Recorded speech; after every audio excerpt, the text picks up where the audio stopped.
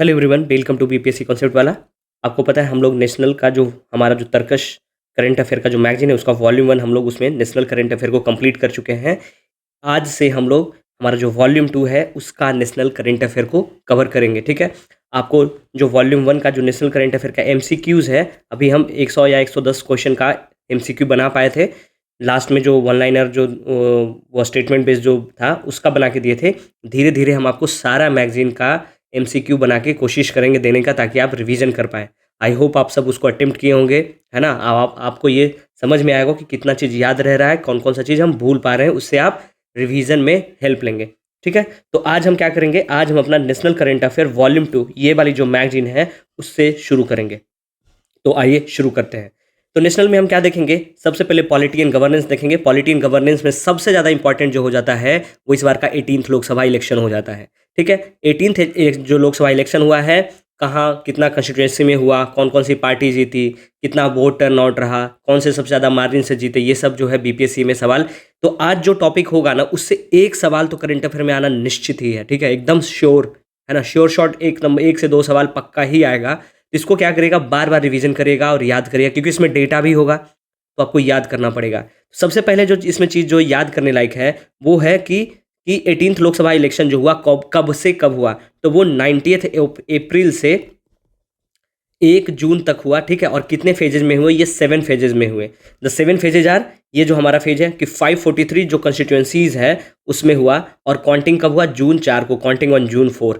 ठीक है, तो पहला जो था हमारा phase 1 19 April, second phase April 26, phase 3 मई 3, फेज 4 मई 13, फेज 5 मई 20, फेज 6 मई 25 and the last phase 7th phase is June 1। आपको क्या बताना है, कैसे कौन कौन से स्टेट्स रहे जिसमें पूरे के पूरे 7 फेजेज में जो भी फेज होता था वो उस स्टेट में चुनाव होता ही था। आपको पहले भी हम आपको इसके पहले वाले जो मैगजीन वॉल्यूम है उसमें भी हम कवर करा चुके हैं कि कौन कौन सा स्टेट्स है जिसमें 7 फेज में चुनाव हुआ है। आपको कमेंट करके बताना है। ठीक है, अब हम इसमें क्या देखते हैं कि जो कितना कॉन्स्टिट्यूंसी पे हुआ, तो हमारा 543 कॉन्स्टिट्यूंसी। आपको क्या बताना है कि लोकसभा में टोटल कितने कॉन्स्टिट्यूंसी हैं, कितने सीट्स हैं मैक्सिमम, और वो कहाँ लिखा हुआ है, in which article it is written in our constitution. अगर हम बात करें इसके रिजल्ट की, तो रिजल्ट कब आया, 4 जून को रिजल्ट आया। जब रिजल्ट आई तो रिजल्ट में क्या मिला, 240 सीट्स जो मिले वो बीजेपी को मिले, और आईएनसी कांग्रेस जो है वो 99 सीट्स लाई। आपको पता है 2 तरह का अलायंस है, एक एनडीए है और दूसरा क्या है, इंडिया। ठीक है, आपको बताना है एनडीए कब बना, एनडीए का फुल फॉर्म क्या होता है, एनडीए कब बना, और इंडिया का फुल फॉर्म क्या है ये तो आपको पता है, इसी बार बनी है। ठीक है, तो आपको इंडिया का फुल फॉर्म और एनडीए का फुल फॉर्म क्या होता है और ये कब गठन किया गया उसको आपको बताना है। ठीक है, तो हम देखेंगे क्या कि कितनी कितनी सीट्स आई। तो सीट्स की बात करेंगे तो एनडीए को, पूरा एनडीए जो गठबंधन था उसको 293 सीट्स, और जो इंडिया था उसको 232। अगर हम बात करें इंडिया के अलावा कौन कौन थे, तो सबसे पहले सबसे बड़ी जो नेशनल पार्टी है वो है कांग्रेस आईएनसी, दूसरा जो है समाजवादी पार्टी एआईटीसी, ये सब। और एनडीए की अगर एलआई पार्टी की बात करें तो जेडीयू है, टीडीपी है, ये सब है। तो आपको क्या ध्यान रखना है कि जो रूलिंग गवर्नमेंट अभी है वो किसकी है, वो एनडीए की है, और टोटल उन लोगों ने कितना सीट्स लाया, 293, है ना। आपको पता है कि सीट्स की कौन रूल करेगा, जितना सीट्स है उसका हाफ प्लस 1, जिसके पास मेजोरिटी रहेगा वो रूल करेगा। वो किसके पास है, एनडीए के पास में है, राइट। अब हम बात करेंगे वोट टर्नआउट की, कि सबसे ज़्यादा वोट टर्नआउट जो है वो कहाँ रहा। ये सब एक नज़र से देख लीजिएगा, लेकिन बहुत ज़रूरी है नहीं, बहुत कोई मतलब बनता नहीं है पूछने का। अगर हम बात करें सबसे ज़्यादा वोट टर्नआउट की, तो लक्षद्वीप में सबसे ज़्यादा वोट टर्नआउट रहा। ठीक है, 84%, और उसके बाद आसाम में 81%। ठीक है, लोएस्ट की बात करेंगे तो लोएस्ट एज वी नो कि बी द बिहारीज और आवर स्टेट बिहार, हर चीज़ में, चाहे वो एजुकेशन की बात हो उसमें भी लोएस्ट हो, चाहे वो साफ सुथरा की बात हो, है ना, स्वच्छता अभियान की बात हो उसमें भी हम लोग लोएस्ट पायदान पे आते हैं। तो इसमें भी हम लोग लोएस्ट आए हैं। हमारे यहाँ वोट टर्नआउट भी सबसे कम रहा है बिहार में 56.19। उसके बाद हमारे जो बगल में बड़े भाई हैं उत्तर प्रदेश और मिजोरम में भी सबसे कम आया है, लेकिन सबसे कम की बात आएगी तो वो बिहार है 56.19%। ठीक है, जम्मू कश्मीर की अगर हम बात करेंगे तो आपको पता पहले ये क्या था, ये स्टेट था, अब ये क्या बन गया है, यूटी बन गया है। आपको ये बताना है कि कौन से एक्ट के थ्रू इसको स्टेट से यूटी बना दिया गया है और क्यों किया गया था।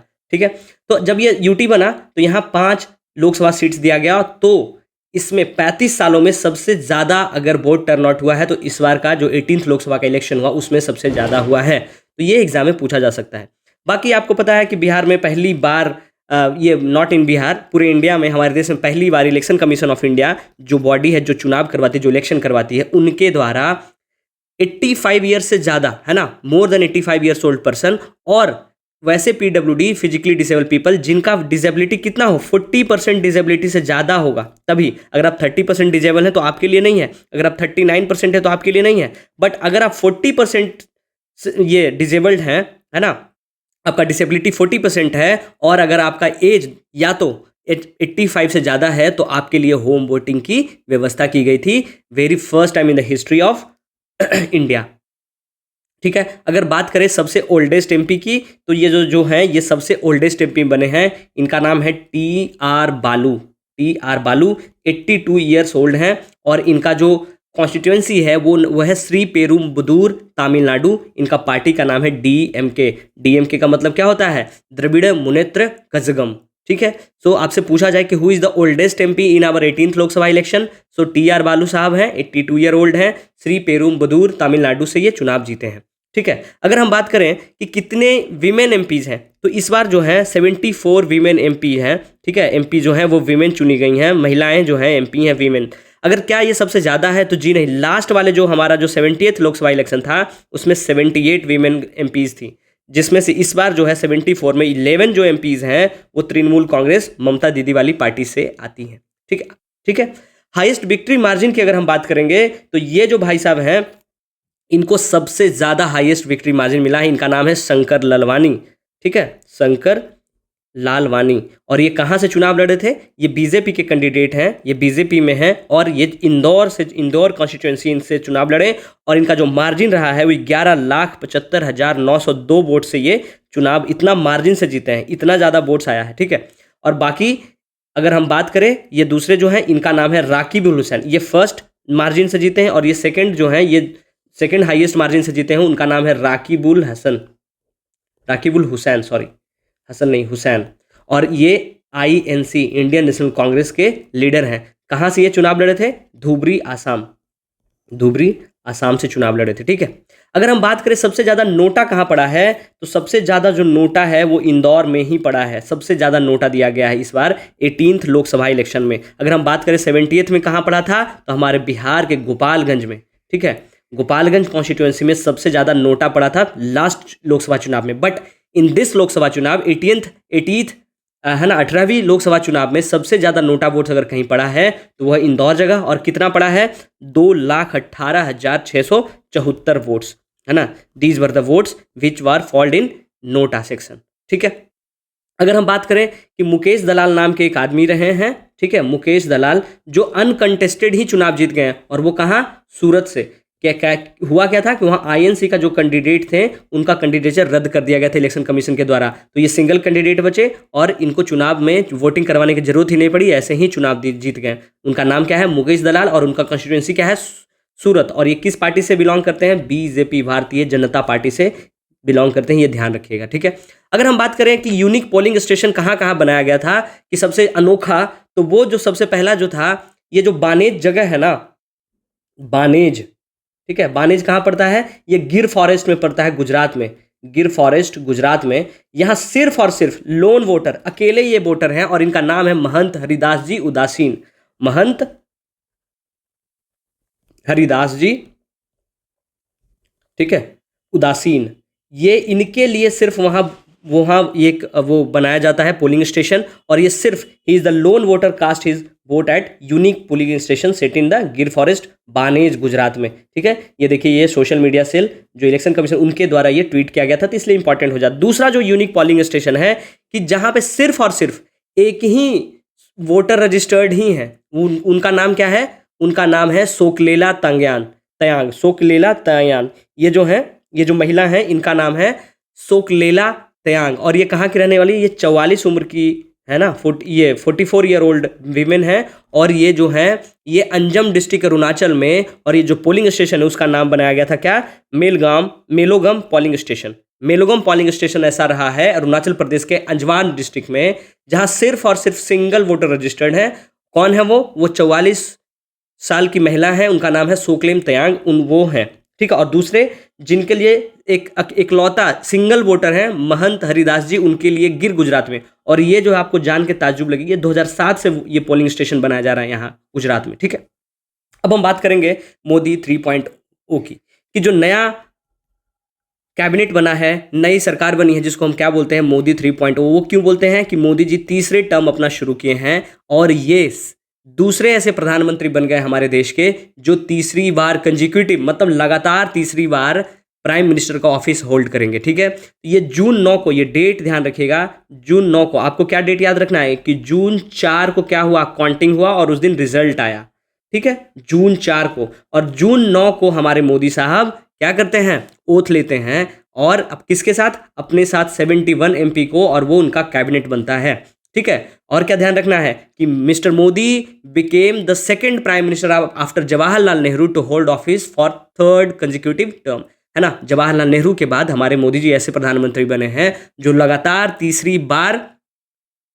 तीसरा टर्म अपना शुरू किए हैं, ठीक है। अगर हम बात करेंगे पार्लियामेंट में, तो पिछले साल दो टर्म से कोई हमारे लीडर ऑफ अपोजिशन नहीं थे। इस बार मिस्टर राहुल गांधी वो क्या बन गए हैं, लीडर ऑफ अपोजिशन बन गए हैं, ठीक है। ये कहाँ से चुनाव लड़े थे, ये दो जगह से चुनाव लड़े थे, वायनाड से और रायबरेली से। आपको पता है कि दोनों में से एक को रिटेन करना होता है, तो इन्होंने रायबरेली उत्तर प्रदेश का जो सीट था उसको रिटेन किया और वायनाड को क्या कर दिया, वहां से रिजाइन कर दिया। अभी उनकी बहन प्रियंका गांधी, उन्होंने नॉमिनेशन फिल किया है 2 दिन पहले, देखिए क्या होता है, ठीक है। उसके बाद अगर हम बात करें स्पीकर कौन बना, तो स्पीकर बने ओम बिरला जी, ठीक है। ये तीसरी बार अभी एमपी बने हैं कोटा से, और ये दोबारा इलेक्ट होके आ गए हैं, ठीक है, re elected as a speaker in parliament. आपको क्या बताना है, पार्लियामेंट में स्पीकर के बारे में कहाँ लिखा हुआ है, where it is written in our constitution, है ना, इन आवर कॉन्स्टिट्यूशन, कौन से आर्टिकल में ये लिखा हुआ है, ठीक है। आगे क्या हमको देखना है कि जो कैबिनेट में कौन कौन बने हैं, ठीक है। तो कैबिनेट की बात करेंगे तो आपको पता है हमारे जो प्रधानमंत्री साहब हैं उनका जो कॉन्स्टिट्यूएंसी क्या है, वो है वाराणसी, और ये बीजेपी के कैंडिडेट हैं, ये प्राइम मिनिस्टर हैं, also in charge of ministry of person public grievances and pension. इसके अंदर एक बहुत ही बड़ी डिपार्टमेंट काम करती है, उसका नाम क्या है, सीबीआई, वो इसी डिपार्टमेंट के अंदर काम करती है, ये ध्यान रखिएगा।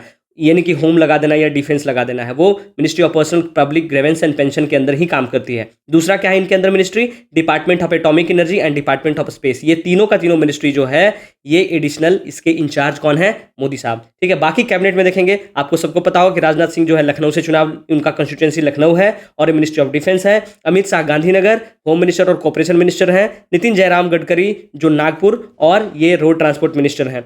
जेपी नड्डा साहब जो है राज्यसभा के मेंबर हैं गुजरात से, और वो हेल्थ एंड वेलफेयर हैं और केमिकल एंड फर्टिलाइजर, दोनों मिनिस्ट्री होल्ड, दोनों पोर्टफोलियो ये होल्ड करते हैं।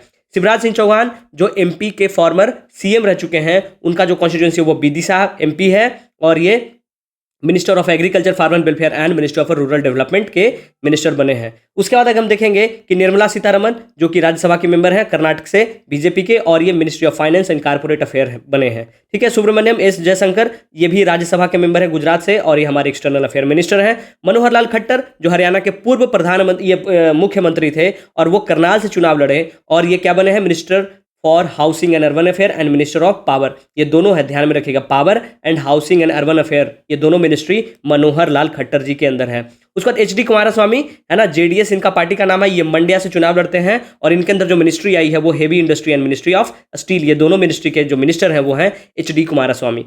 पीयूष गोयल की बात करेंगे तो ये मुंबई नॉर्थ से चुनाव लड़ते हैं, और ये minister of commerce and industry के मिनिस्टर बनते हैं। धर्मेंद्र प्रधान की बात करें तो संबलपुर उड़ीसा से चुनाव लड़ते हैं बीजेपी से, और ये एजुकेशन मिनिस्टर हैं हमारे। जीतन राम मांझी हमारे बिहार के रहने वाले हैं, और ये गया से चुनाव लड़ते हैं, और इनकी पार्टी का नाम क्या है, हिंदुस्तान अवाम मोर्चा सेकुलर, और ये जो बने हैं मिनिस्टर वो है minister of micro small and medium enterprises, ठीक है। राजीव रंजन सिंह जिनको और क्या बोला जाता है, ललन सिंह, मुंगेर से चुनाव लड़े हैं, और वो क्या बने हैं, minister for Panchayati Raj, minister of fishery, animal husbandry and dairying.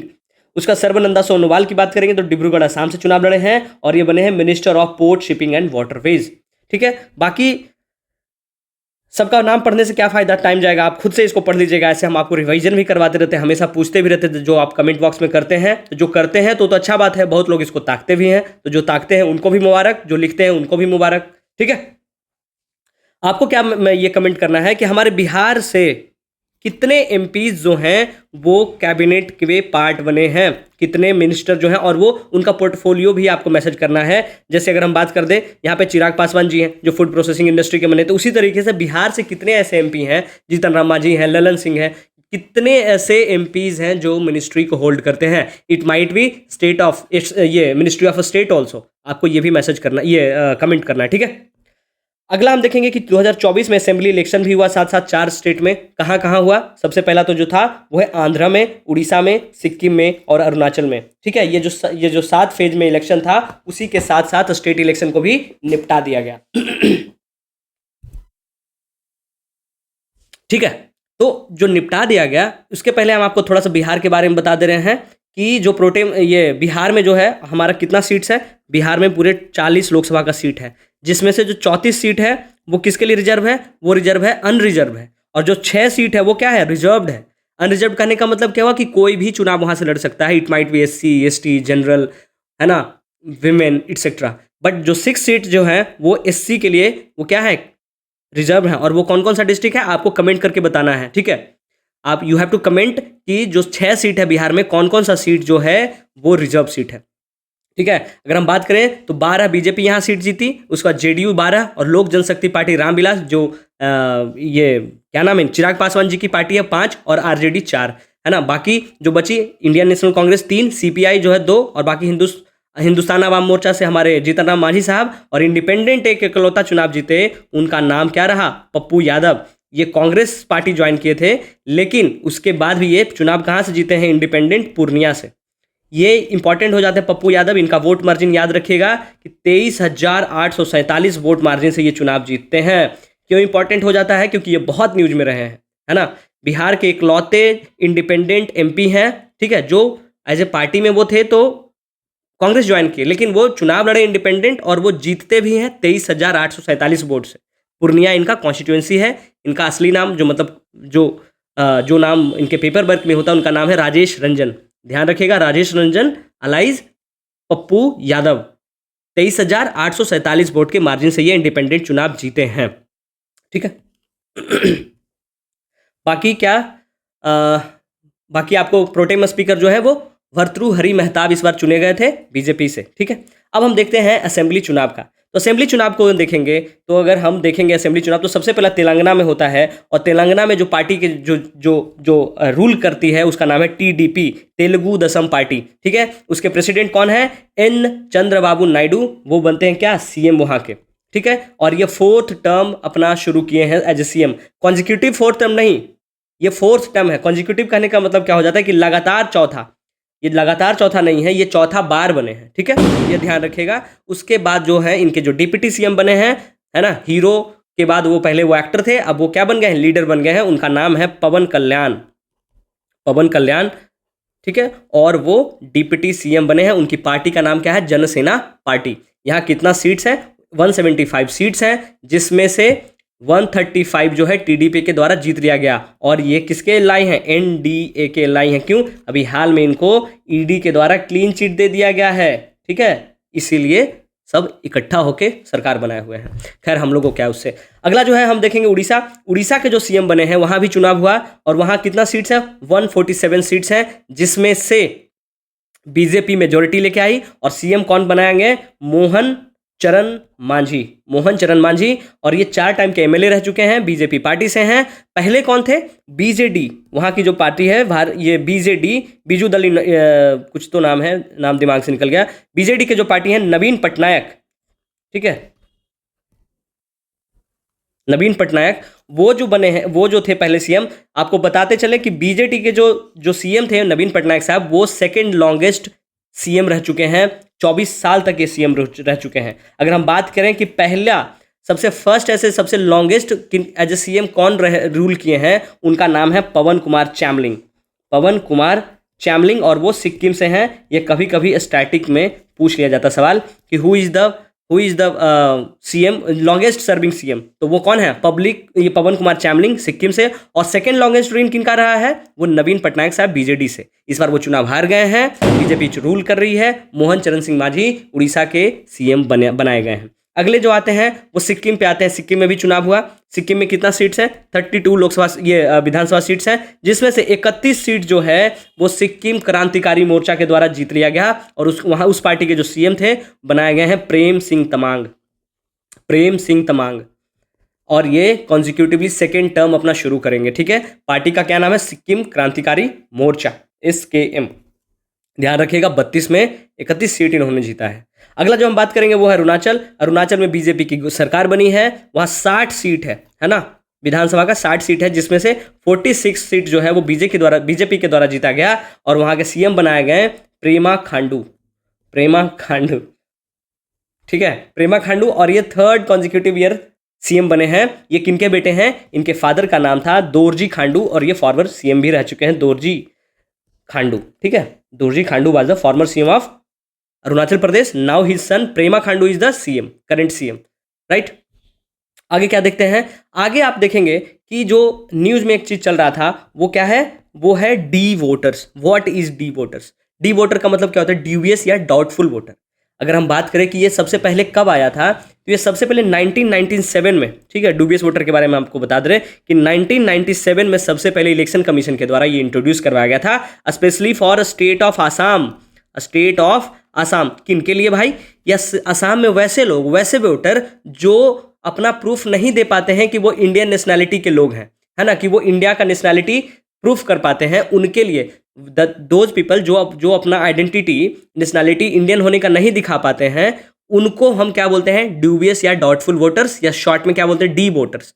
ये सबसे पहले 1997 में स्टेट ऑफ आसाम के लिए, स्पेशली आसाम के लिए इंडियन इलेक्शन कमीशन के द्वारा इंट्रोड्यूस करवाया गया था और ये किसी स्टेट में वैलिड नहीं है। तो ठीक है, और जो डी वोटर्स होते हैं they are not allowed to cast their vote in election, है ना। उनके पास माइट भी वो इनरोल हो हमारे वोटर्स लिस्ट में, बट उनके पास नेशनैलिटी नहीं होता, इसलिए उनको अलाउ नहीं किया जाता है, ठीक है, वोट देने के लिए। उनको बोलते हैं हम डी वोटर। ठीक है, अब इस बार न्यूज़ में क्यों था? क्योंकि अगस्त 2024 को क्या हुआ ना कि आसाम के जो सीएम हैं, कौन है, बहुत न्यूज़ में रहते हैं, आप बताइएगा, है ना। आजकल अगर हिंदुत्व का झंडा उठाने का किसी को बहुत ज़्यादा शौक चला योगी जी के बाद, तो वो आसाम के सीएम साहब हैं, वो बहुत ज़्यादा हिंदुत्व का झंडा लेके आजकल घूम रहे हैं, बहुत ज़्यादा कमेंटबाजी भी करते हैं।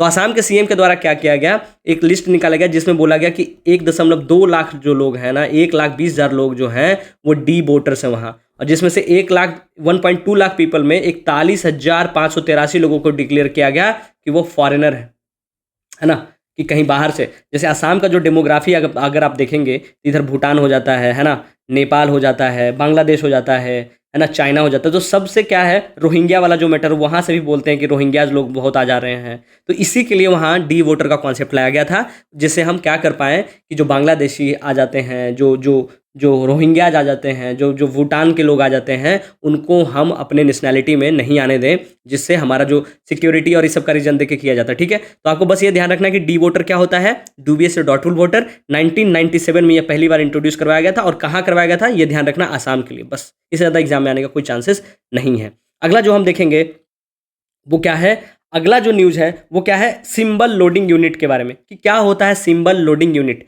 तो सिंबल लोडिंग यूनिट क्या होता है ना, कि जो भी कैंडिडेट चुनाव लड़ने के लिए अपना वो जो पर्चा दाखिल करते हैं इलेक्शन कमीशन के ऑफिस में जाके, तो उनका जो भी डिटेल होता है, डिटेल होने के बाद जो हर पार्टी का, अगर आप इंडिपेंडेंटली चुनाव लड़ते हैं तो आपको भी इलेक्शन कमीशन क्या करेगी, एक सिंबल देगी।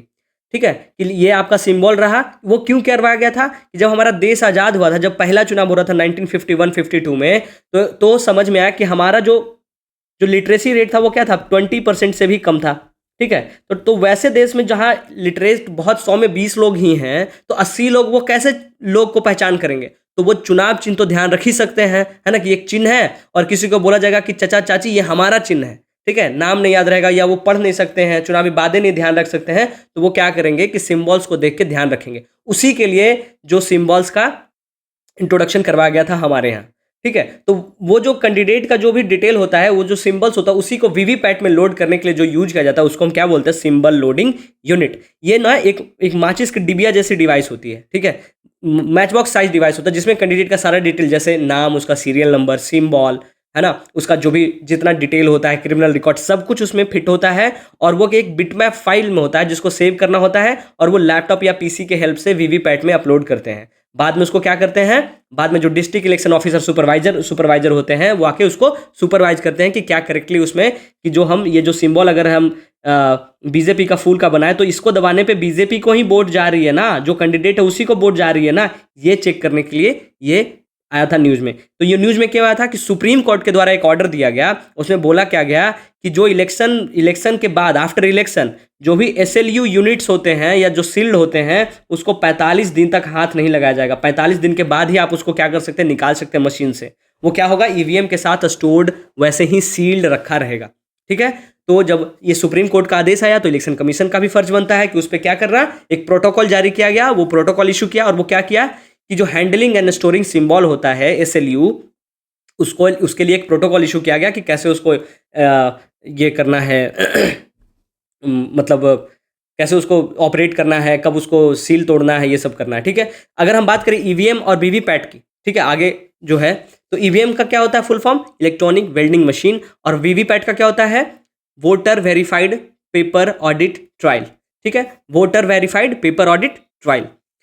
तो आप ये देखिए ये जो इन्फॉर्मेशन कैसे होता है, जो टीवी मॉनिटर होता है HDMI केबल से वो कनेक्टेड होता है VGA-HDI से, और एसएलयू यूनिट होता है बाई केबल, और ये एक्सटर्नल बैटरी जो लगता है। अभी आप सुने होंगे हरियाणा चुनाव में बैटरी का भी इशू आया कि आफ्टर इलेक्शन बोला गया कि 99% बैटरी कैसे चार्ज रहेगा ईवीएम का, है ना। ये मैटर अभी सुप्रीम कोर्ट में गया है और ये वीवीपैट में अपलोड किया जाता है। तो ये जो पूरा सिस्टम है यही किसका सिस्टम है, एसएलयू का। ठीक है, एसएलयू किसको बोलते हैं, सिंबल लोडिंग यूनिट का। इसी के लिए सुप्रीम कोर्ट ने ऑर्डर दिया था। ये एसएलयू है, ये माचिस की डिब्बा जैसे जो आपको बताए थे कि बॉक्स जैसा होता है, इसी में सारा डेटा होता है, इसी को पीसी के हेल्प से हम वीवीपैट में अपलोड करते हैं। ठीक है, ये होता है क्या, ये हमारा ईवीएम है। अब जैसे इसमें सिंबल लोड हो गया, ये है ना, ये सिंबल जो दबाएंगे तो वहां पे क्या होगा, जो वीवीपैट ये मशीन है यहाँ पे जो कैंडिडेट होंगे उनका चुनाव चिन्ह यहाँ पे फ्लैश करेगा 1-2 सेकेंड के लिए। ठीक है, ओके। तो इसी में क्या क्या और देखना था हम लोग को, क्या देखना था कि जो ईवीएम और वीवीपैट का वेरिफिकेशन इश्यू था उसको भी सुप्रीम कोर्ट में गया था, और जस्टिस संजीव खन्ना और दीपांकर दत्ता के बेंच ने उनको क्या बोला, वर्डिक्ट को डिलीवर किया, और वो बोला, रिजेक्ट कर दिए कि जो 100% वीवीपैट वेरिफिकेशन है वो एकदम सही है, इस पर कोई डिमांड नहीं चलेगा। ठीक है, आपको वीवीपैट बता दिए कि voter verified paper audit trial machine है, जो किससे अटैच होता है, ईवीएम बैलेट यूनिट से, जो विजुअल वेरिफिकेशन कराता है, वो स्लिप भी देता है, उसका भी काउंटिंग करवाया जा सकता है। ठीक है, आपको पता है कि वीवीपैट जो मशीन है वो सबसे पहले 2010 के चुनाव में ट्रांसपेरेंसी को बढ़ाने के लिए सबसे पहले प्रपोज किया गया था, बाद में ट्रायल के बाद फाइनल वीबीटी डिजाइन जो है फरवरी 2013 में अप्रूव कर दिया गया। वीवीपैट मशीन जो सबसे पहले यूज किया गया था वो नोक्सेन असेंबली नागालैंड में सबसे पहले 2013 में यूज किया गया था। ये स्टैटिक का है, बहुत जरूरी है, पूछा जा सकता है। इस बार चुनाव का साल रहा है हमारा कि वीवीपैट जो है पहली बार कब प्रपोज किया गया, तो प्रपोज कब किया गया 2010 में, उसका डिजाइन कब फाइनल किया गया तो अप्रूव किया गया 2013 में, और सबसे पहले 2013 में नोक्सेन असेंबली नागालैंड में इसको यूज भी किया गया चुनाव के लिए। उसका 3 कमेटी बनती है जो इंपॉर्टेंट है इलेक्टोरल रिफॉर्म के लिए, दिनेश गोस्वामी कमेटी, इंद्रजीत गुप्ता कमेटी और NN बोहरा कमेटी। ठीक है, आपको क्या बताना है कि ईवीएम सबसे पहली बार ईवीएम से चुनाव कब करवाया गया, ईवीएम कब इंट्रोड्यूस हुआ। ठीक है, आपको पता है कि हम इस पे भी बहुत ज़्यादा सवाल उठाए जा रहे हैं अपोजिशन के द्वारा, तो आपको बताना क्या है, यहाँ लिखा हुआ है, ये तो हम ही बोल दे रहे हैं कि ईवीएम जो है वो पहली बार 50 पोलिंग स्टेशन पे केरला के पारूर असेंबली में सबसे पहले 1982 में यूज किया गया था। उसके पहले हम क्या करते थे, बैलेट से कागज में लिखा होता था, मोहर लगता था और वो बक्सा में जाके डालना होता था, इस तरीके से चुनाव हुआ करता था। ठीक है, अब हम बात करेंगे थोड़ा सा इलेक्शन सिंबल की। तो जो इलेक्शन सिंबल अभी आपको बताएं कि सिंबल लोडिंग यूनिट पे बहुत कंट्रोवर्सी हुआ है, तो इलेक्शन सिंबल कैसे मिलता है वो आपको हम थोड़ा सा बता दे रहे हैं। जो इलेक्शन सिंबल की अगर हम बात करें, आपको जान के बहुत ही अच्छा लगेगा कि जो इलेक्शन सिंबल है उसका जो ओरिजिन है वो 1951-52 का जो चुनाव है, उस साल लोकसभा का जब चुनाव हुआ था तो इलेक्शन कमीशन के द्वारा इंट्रोड्यूस करवाया गया था, ये बोल के कि हमारे देश का जो लिटरेसी रेट है इट इज़ लेस दैन 20%, जिसके कारण हमको सिंबल की जरूरत है। ठीक है, अगर हम बात करिए कहाँ कौन सा रूल कॉन्स्टिट्यूशन में लिखा हुआ है, डीपीएसपी में लिखा हुआ है ना, रोपा में लिखा हुआ है, कहाँ लिखा हुआ है, तो ये जो लिखा हुआ है वो है कंडक्ट ऑफ इलेक्शन रूल्स 1961 में, rule number 5 and rule number 10। ठीक है, ये दोनों में क्या लिखा हुआ है कि कैसे हम सिंबल्स का अलॉटमेंट करेंगे, ये लिखा हुआ है। फिर से आपको बता दे रहे हैं कि कहाँ लिखा हुआ है, conduct of election rules, conduct of election rules 1961, उसमें लिखा हुआ है रूल 5 और रूल 10 में। उसके बाद क्या है, इलेक्शन सिंबल का भी एक आता है, election symbol reservation and allotment order 1968। उसमें क्या किया गया कि दो तरह का सिंबल को यूज किया गया। पहला कि रिजर्व सिंबल होगा, ठीक है, रिजर्व सिंबल होगा, और दूसरा जो था वो बोला गया कि फ्री सिंबल होगा। रिजर्व सिंबल किन के लिए होगा, वैसी पार्टी जो एकदम रिकॉग्नाइज हो, जैसे नेशनल पार्टी या स्टेट पार्टी, उनको एक रिजर्व सिंबल दिया जाएगा। और फ्री सिंबल किनको दिया जाएगा, जो भी इंडिपेंडेंट या अनरिकॉग्नाइज रजिस्टर्ड पार्टी हो, है ना, not unrecognised parties only, unrecognised registered party, कि पार्टी तो रजिस्टर्ड है लेकिन अभी अनरिकॉग्नाइज्ड, लोग नहीं जानते, लोग वोट नहीं देते हैं, ठीक है, but that party is registered with election commission of India. So that party को क्या दिया जाता है, फ्री सिंबल दिया जाता है, अनरिकॉग्नाइज्ड रजिस्टर्ड पार्टी। एग्जाम में क्या करेगा ना एग्जामिनर, आपके साथ बस लिख देगा अनरिकॉग्नाइज्ड पार्टी। तो भाई अनरिकॉग्नाइज्ड पार्टी तो वैलिड ही नहीं है जब तक आप रजिस्टर नहीं करवाते इलेक्शन। आपने अपने मन से एक पार्टी बना लिए और बोलिए पार्टी है, जब तक आप उसको रजिस्टर नहीं करवाते हैं इलेक्शन कमीशन ऑफ इंडिया में जाके, तब तक वो पार्टी आपकी बनी ही नहीं, रजिस्टर ही नहीं हुई। तो that type of party which is unrecognised registered party, those got free symbol and those reserve symbol किनको मिलता है, रिजर्व सिंबल जो है वो मिलता है रिकॉग्नाइज्ड रजिस्टर्ड पार्टी को, ठीक है। अगर हम बात करें तो 1951-52 में जो था वो 14 नेशनल पार्टियां हुई करती थी, पॉलिटिकल पार्टी। उस समय जो देखिए कौन कौन सी पार्टी थी उसमें, जो ये थी Bolshevik party of India, all India forward bloc, Marxist root, Akhil Bharatiya Hindustan. तो आपको क्या ध्यान रखना है बस कि 1951-52 में 91-52 में जो चुनाव हुआ था उसमें कितनी नेशनल पार्टी थी, तो 14 नेशनल पार्टीज हुआ करती थी, उनको ये सिंबल दिया गया था पहली बार, ठीक है। अगर आप देखेंगे उस समय का नेशनल पार्टी, अभी पंजा है तो अभी उस समय देखिए दो पेयर ऑफ बुलॉक, ठीक है, सोशलिस्ट पार्टी का ये चुनाव था जो आप सब पढ़ते होंगे, है ना। अगर हम बीजेपी तो उस समय अस्तित्व में ही नहीं थी, तो इस तरीके से थी। अगर हम बात करें फिर कि कैसे ये पार्टियां बदली, तो जो सिंबल पार्टी है अभी का जो है वो ये सब है, ठीक है, राइट नाउ। अगर हम बात करेंगे कि कैसे कैसे बदला है पार्टी का नाम, तो ये देखेंगे कांग्रेस जो था 1952 और 1969 के बीच में उनका जो पार्टी सिंबल था वो तो क्या था, पेयर ऑफ बुलॉक। उसके बाद पॉल जो सिंबल जो 1971 से 77 तक जो रहा है वो गाय और बछड़ा रहा है। और 1977 में इलेक्शन, ये जो कांग्रेस का जो चुनाव चिन्ह है वो पंजा बन गया है, ठीक है, पाम। और उसके बाद आप इसी तरह देखेंगे भारतीय जनसंघ, है ना, जो अभी बीजेपी है, 1951-97 में दीपक था उनका, दीप जो जलता हुआ दीप। उसके बाद ये जो मर्ज हुआ जनता पार्टी में 1977 में, और उनका जो सिंबल बन गया कि वो किसान है और वो अपने कंधे पे हल लेके जा रहा है ना, a symbol a farmer with a plough. और उसके बाद 1980 में, है ना, 1980 में बीजेपी का जो सिंबल अभी जो है कमल छाप, वो जनता पार्टी जो फॉर्म बनती है बीजेपी तब बनी है। तो ये कुछ स्टैटिक पोर्शन है, इस बार चुनाव हुआ है तो ये सब इंपॉर्टेंट हो जाता है, ठीक है। अभी जो पार्टी है आम आदमी पार्टी का है, नेशनल पीपल्स पार्टी एनपीपी, ये कांग्रेस, ये बीजेपी, ये सब सीपीआई, ये सब का है, ठीक है।